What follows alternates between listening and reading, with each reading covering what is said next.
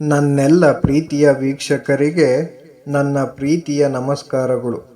ನಮ್ಮ ಚಾನಲ್ನ ಇದೇ ಮೊದಲು ನೋಡ್ತಾ ಇದ್ದೀರಾ ಅಂದರೆ ದಯವಿಟ್ಟು ಸಬ್ಸ್ಕ್ರೈಬ್ ಮಾಡ್ಕೊಳ್ಳಿ ಫ್ರೆಂಡ್ಸ್. ಮುಂಚೆಯಿಂದ ನೋಡ್ತಾ ಇದ್ದೀರಾ, ಇನ್ನೂ ಸಬ್ಸ್ಕ್ರೈಬ್ ಮಾಡ್ಕೊಂಡಿಲ್ಲ ಅಂದರೆ ದಯವಿಟ್ಟು ಸಬ್ಸ್ಕ್ರೈಬ್ ಮಾಡ್ಕೊಳ್ಳಿ ಫ್ರೆಂಡ್ಸ್, ಸಪೋರ್ಟ್ ಮಾಡಿ. ಹಿರಿಯರಾಗಲಿ ಕಿರಿಯರಾಗಲಿ ಎಲ್ಲರನ್ನೂ ಮನಸಾರೆ ಪ್ರೀತಿಸುವವನೇ ನಿಜವಾದ ಶ್ರೇಷ್ಠ ವ್ಯಕ್ತಿ. ಪ್ರೀತಿ, ವಾತ್ಸಲ್ಯ ಮತ್ತು ಗೌರವದ ಭಾವನೆಗಳನ್ನು ಹೊಂದಿರಿ. ದುಃಖವನ್ನು ಅನುಭವಿಸುವವನು ಮುಂದೆ ಸುಖವಾಗಬಹುದು. ಎಂದಿಗೂ ಸಂತೋಷ ಇರಲು ಸಾಧ್ಯವಿಲ್ಲ. ದೇವರಲ್ಲಿ ನಂಬಿಕೆ ಇಡಿ. ನಿನ್ನನ್ನು ಇಲ್ಲಿಗೆ ಕರೆತಂದವನು ನಿನ್ನನ್ನು ಮುಂದೆ ಕರೆದುಕೊಂಡು ಹೋಗುತ್ತಾನೆ. ಒಂದು ಪಾಪವನ್ನು ಕ್ಷಮಿಸದವನೇ ನ್ಯಾಯಾಧೀಶ.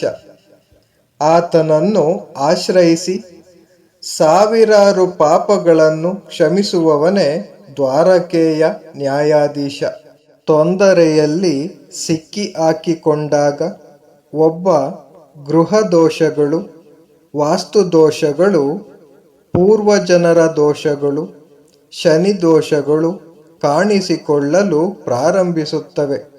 ಇವೆಲ್ಲವೂ ಕಾಣಿಸಿಕೊಳ್ಳಲು ಪ್ರಾರಂಭಿಸಿದಾಗ ಅವನ ಸ್ವಂತ ದೋಷಗಳು ಮಾತ್ರ ಗೋಚರಿಸುವುದಿಲ್ಲ. ದೇವರು ಹೇಳುತ್ತಾನೆ, ತೆರೆದ ಹೃದಯದಿಂದ ಉಸಿರಾಡಿ. ಒಳಗೆ ಉಸಿರುಗಟ್ಟಲು ಪ್ರಯತ್ನಿಸಬೇಡಿ. ಕೆಲವು ವಿಷಯಗಳನ್ನು ನನಗೆ ಬಿಟ್ಟು ಬಿಡಿ. ಎಲ್ಲವನ್ನು ನೀವೇ ಪರಿಹರಿಸಲು ಪ್ರಯತ್ನಿಸಬೇಡಿ. ಅದು ಕುಟುಂಬವಾಗಲಿ ಅಥವಾ ಸಂಘಟನೆಯಾಗಲಿ, ಎಲ್ಲದರಲ್ಲೂ ಯಶಸ್ಸಿಗೆ ಕಾರಣ ತಾಳ್ಮೆಯಿಂದ ಆಲಿಸುವುದು, ಪರಸ್ಪರ ಅಭಿಪ್ರಾಯಗಳನ್ನು ಅರ್ಥ ಮಾಡಿಕೊಳ್ಳುವುದು ಮತ್ತು ಗೌರವಿಸುವುದು. ನನಗೆ ಅನೇಕ ಕಷ್ಟಗಳಿವೆ ಎಂದು ದೇವರಿಗೆ ಎಂದಿಗೂ ಹೇಳಬೇಡಿ. ಬದಲಿಗೆ ದೇವರು ನನ್ನೊಂದಿಗಿದ್ದಾನೆ ಎಂದು ಕಷ್ಟಗಳನ್ನು ಹೇಳಿ. ನಿಮ್ಮ ಮನಸ್ಸು ತೊಂದರೆಗೊಳಗಾದಾಗ ಏನನ್ನು ಮಾಡಬೇಡಿ.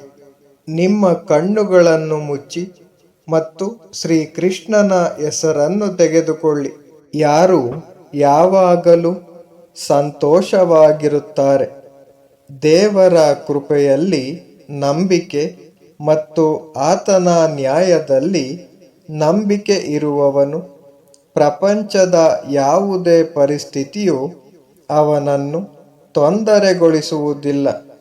ನಾನು ಇಲ್ಲದೆ ದೇವರು, ಆದರೆ ನಾನು ದೇವರಿಲ್ಲದೆ ಏನೂ ಅಲ್ಲ.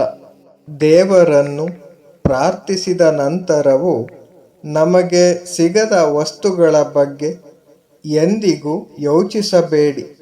ಬದಲಿಗೆ ಪ್ರಾರ್ಥನೆ ಇಲ್ಲದೆ ದೇವರು ನಮಗೆ ಒದಗಿಸಿದ ಅಸಂಖ್ಯಾತ ವಸ್ತುಗಳನ್ನು ನೋಡಿ. Thank you for watching friends. Please subscribe my channel.